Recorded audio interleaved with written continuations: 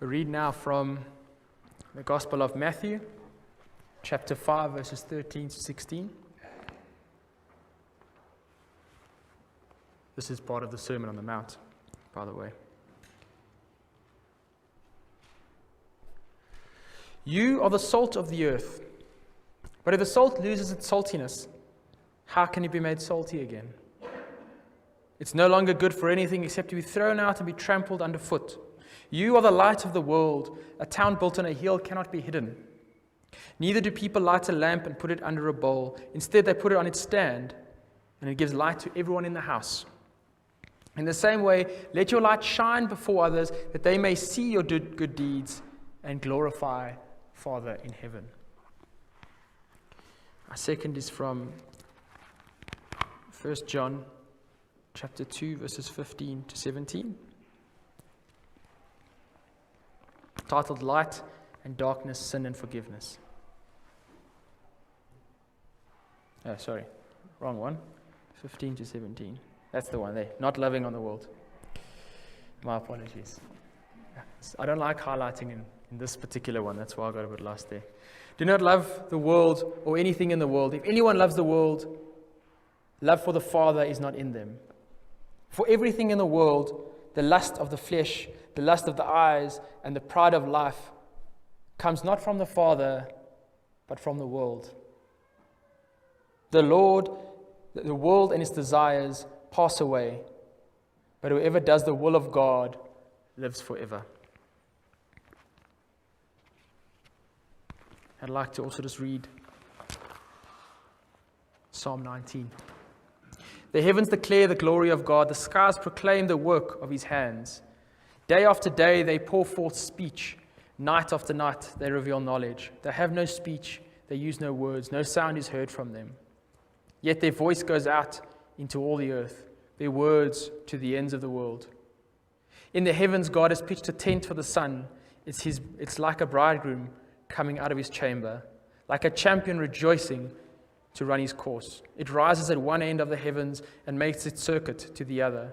Nothing is deprived of its warmth. The statutes of the Lord are trustworthy, making wise the simple. The precepts of the Lord are right, giving joy to the heart. The commands of the Lord are radiant, giving light to the eyes. The fear of the Lord is pure, enduring forever. The decrees of the Lord are firm, and all are righteous. They are more precious than gold, than much pure gold. They are sweeter than honey from a honeycomb. By them your servant is warned, in keeping them there is great reward. But who can discern their own errors? Forgive my hidden faults. Keep your servant also from willful sin. May they not rule over me. Then I will be blameless, innocent of great transgression. May these words of my mouth and this meditation of my heart be pleasing in your sight, Lord, my rock and my redeemer. Thanks be to God for our reading today.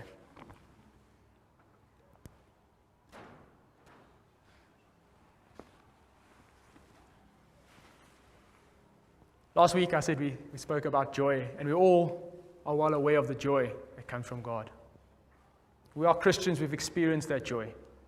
We know of this joy that is overwhelming and overpowering. This joy that you feel where just everything feels right in the world. Where you're close to God and you feel free and powerful and loved. But we also know that the Christian life goes through waves. There are times when we are close to God and we feel his joy on our face every day. And there are times where we feel separate. Times when we're feeling a bit sad and depressed. Times when we even doubt where there was a time when God was with us. A time when we feel so far away, we feel so cold and so alone that we wonder where God is.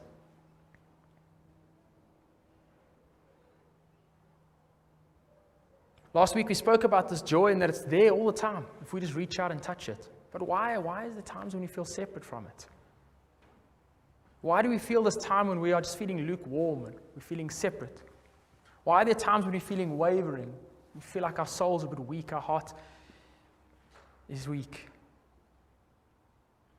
There's an analogy of this dog, and I've seen many different videos of the same sort of thing, but a dog who's lying in front of a fat, juicy steak, but not eating it, looking depressed and sad because it's waiting for its owner to come home. Maybe its owner hasn't been back for many years, and this dog is just sad and depressed and can't even stand up and eat the steak that's right in front of him, the joy that's right in front of him, because it's feeling this weight on it.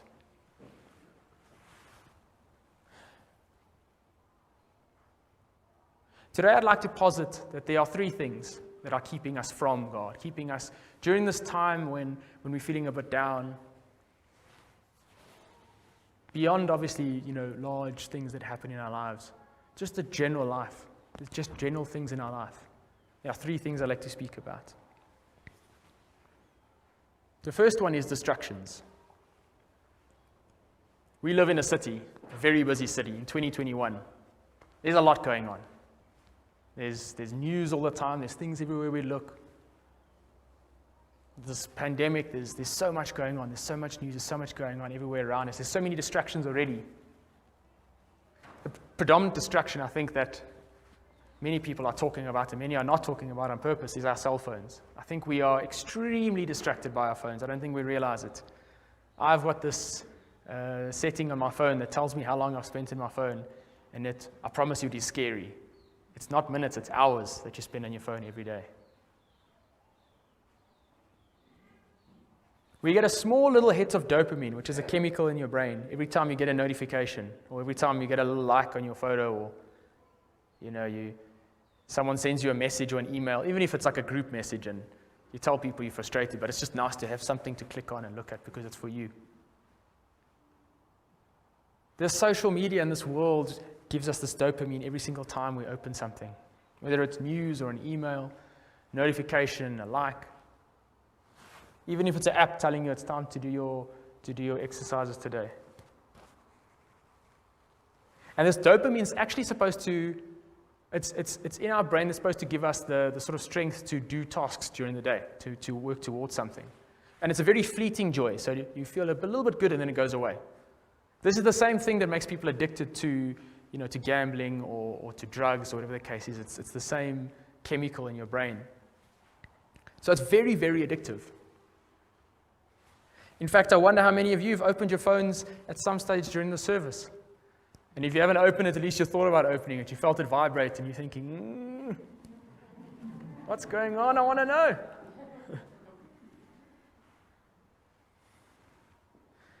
These distractions may not just be your phone. Distractions in the world could be news, could be work. Many people are addicted to work. It's all they can do, thinking about making the next buck, getting their business off the ground. Could be your hobbies. Could be TV. Could be music. Could be running. Could be exercise. We have these distractions in our life, and these distractions are taking up time that we could be spending with God. It's taking up happiness in our life.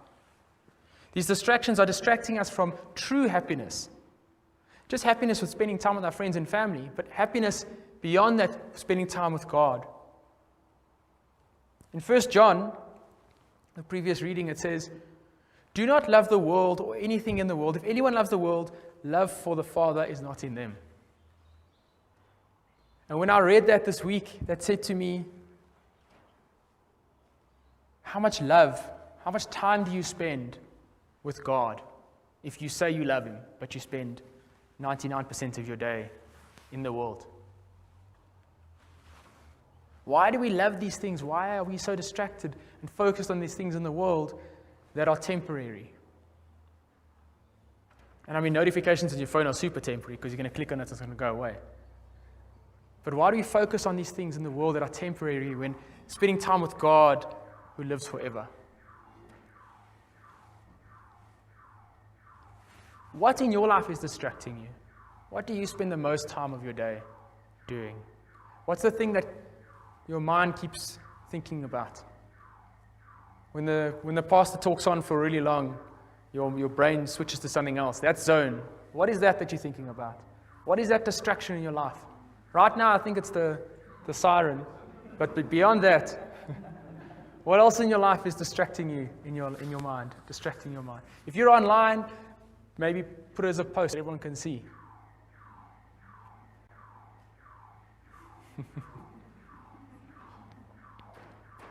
The second thing is what I like to call creeping sin.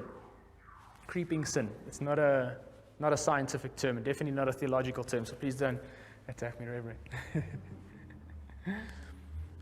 But the way I see creeping sin is that most people here are born again.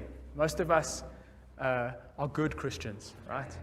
Most of us aren't murderers or bank robbers or, car thieves or anything like that. But what happens is we've got these like small nyana sins that come into our life, right? Small little things that we do. We like tell a small little white lie. I was late because there was traffic, or, it wasn't me. Small little thing, like not a big sin, like a small little thing that we do. We tell a small little white lie, or we listen to someone telling a little bit of gossip and we don't do anything about it because it's quite funny and we giggle. Maybe we watch something funny on TV. Small little things that you probably weren't supposed to do, but because it's small, you think, I'm an adult. I'm a strong Christian. These things don't matter. These small little things, though, start to get bigger and bigger in our life because they start to become more and more comfortable. Before I was married, I never had a block drain in my house ever. But as soon as Shanae moved in, what I realized was that we started getting like clogged drains. And it's like hair. No offense, I'm pretty sure most people go through this. But if you have one little hair going through all the time, it's not a big deal. It's a hair. You barely even notice it happening, right? But eventually all the little hairs start clogging up, and before you know it, you've got water running down your bathroom, down your passageway, right? These small little sins are small little things in our life that we don't even notice sometimes. We just allow them to go by. And because they start accumulating, they start defining who we are. They start changing the way we think, the way we see the world, the way we react. And because we don't want to get caught out, we just keep it going. These small creeping sins start getting in the way of us experiencing God's joy. They start getting in the way of us seeing and loving God. Small little things that take over our life. We know that sin doesn't define us. These small little things can grow into big things. And the good news is that God can forgive small things as well as big things. You might feel like your sin is small little thing, doesn't matter. God can still wash that away. God can wash away anything in your life. All you need to do is lift it up. All you need to do is confess to God and say, this small little silly thing has taken over my life, and I pray, Lord, for your forgiveness, and you'll be free. Amen. What little small things are you allowing to creep into your life? What gossip or lies, jealousy? What are these things that in your life are starting to define you, starting to take over?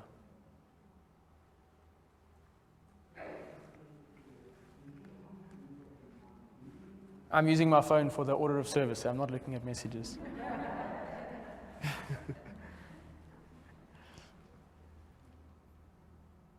The third thing that's keeping us from experiencing God's joy in our everyday life is unforgiveness. Now, we know, as I mentioned, that God has forgiven us, right? We don't have to do anything for God to forgive us. We are forgiven and free. And yet, we define ourselves too often by the things that we've done in the past.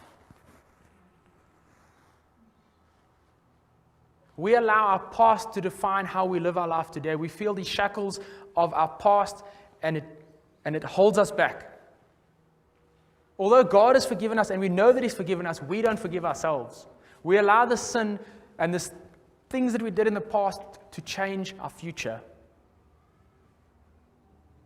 And I'm here today to tell you that that's not true. You might have been that person in the past. You might have been a person that did that in the past, but today you're not that person anymore. Today you're free. Today God has washed you clean and you are no longer that person.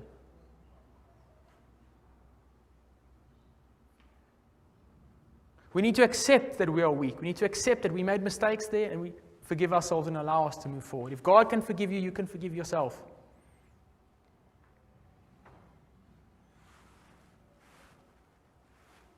And secondly, we don't forgive other people as well.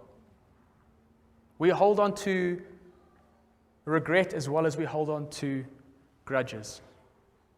We don't forgive ourselves and we don't forgive others. But it's hard to forgive other people, man, because you still feel that pain every day and that shame that they might have caused. And whatever they did in your life, you might still experience it every day. They might have ruined your life. And it feels impossible to forgive people for what they've done. It feels impossible to forgive. And yet God expects it of us. Jesus even tells a parable of a man who owed a lot of money to this rich man, and he couldn't pay it back. So this man went to him and said, please, please, please, please, please forgive me. I cannot pay you back.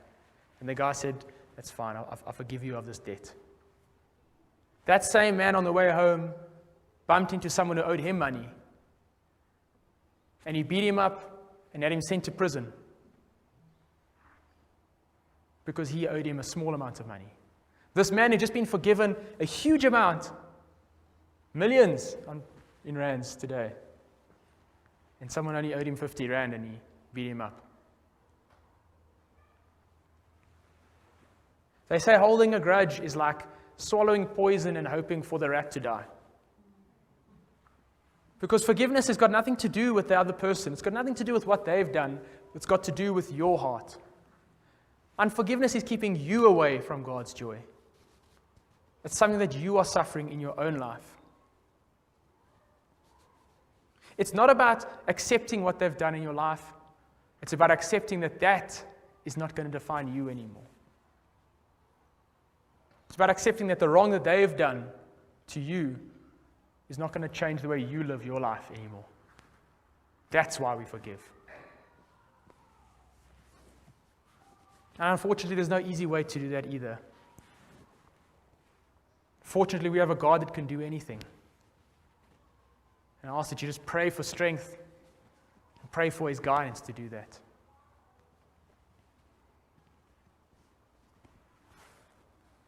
God's joy is eternal.